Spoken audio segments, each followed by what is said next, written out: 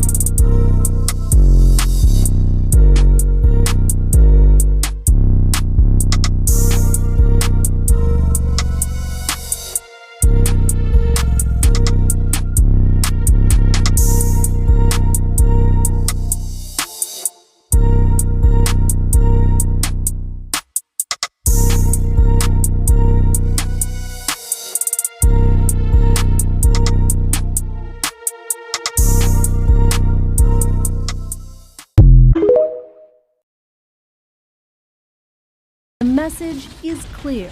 If lithium-ion batteries are improperly made or used,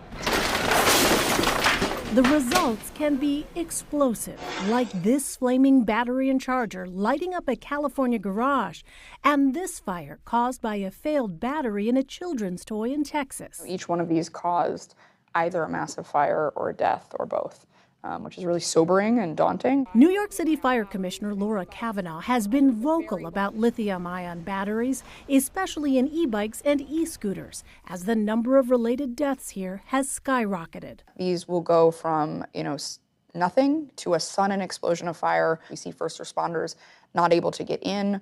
Often within minutes of the call being reported, they're arriving to a building that is fully engulfed in flames. There are no mandatory federal safety standards for lithium-ion batteries, but manufacturers and sellers can comply with voluntary industry standards. Please buy from reputable companies. Make sure that you can get in touch with them if the worst case scenario happens and these things do explode. Also, don't mix batteries and chargers. Don't charge batteries at extreme temperatures or for too long. Don't leave them charging unattended or near flammable items. And don't block your exit path with these devices. I do think they can be manufactured safely eventually, but there's no guarantee of that right now.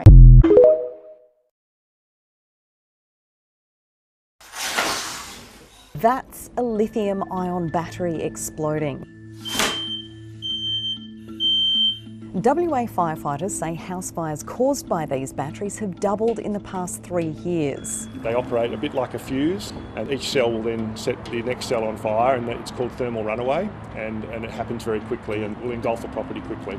Generally, a house fire will escalate within a room in 8 to 10 minutes. So depending on the furnishings of what would be in a domestic home, between 8 to 10 minutes and you'll have that room fully engulfed. The biggest culprits are power tool batteries, e-ridables and mobile phones. People either overcharge them, leaving them on trickle charge all the time, or they'll damage the actual battery. How to stay safe? Don't leave devices on charge when you're not at home or for longer than it takes to charge it. Charge them on a hard surface, not in a bed or somewhere they can heat up. Don't ever charge a damaged battery, and only use the charging cable that comes with the device. And finally, have an escape plan in case there is a fire.